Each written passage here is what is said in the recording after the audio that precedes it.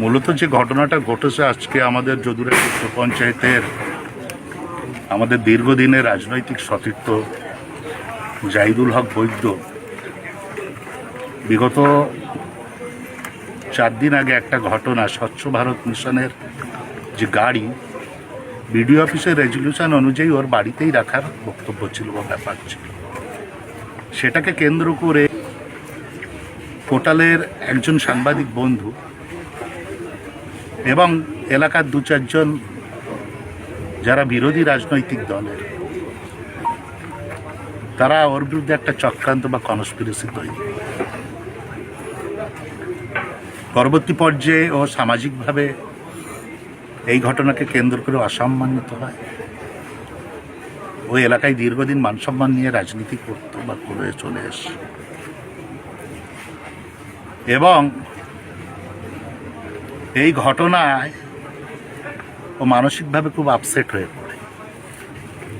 আর সকালে শুনলাম যে ও সুইসাইড করেছে। তো আমরা চাইব, দেখুন, নতুন সরকার এলাকায় আইনের শাসন তৈরি হবে।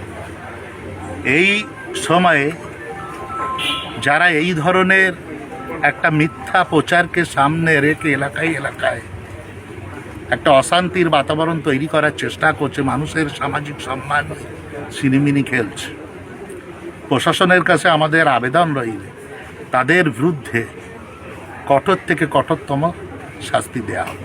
ও আত্মসম্মান নিয়ে চলতো। আজকে রাজনীতি করতে গিয়ে ও নিজের সহায় সম্পত্তি, এমনকি এই ঘরটুকু মর্টগেজ লোন দিয়ে সর্বহারা, তারপরেও সে টিকে ছিল, কিন্তু আত্মসম্মান নষ্ট করতে চায় না।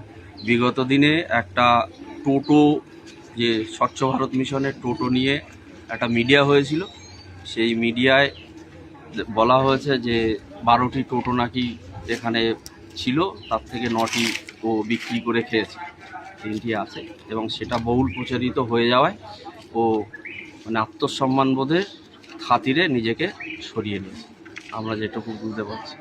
বা ওর আদার্স কিছু দীর্ঘদিন ধরে ছিল, ওগুলো নিয়েই ও চলছে, এবং আজ থেকে বিগত দিনে যত ঋণ ছিল সেই তুলনায় এখন ঋণ কিছুই নেই।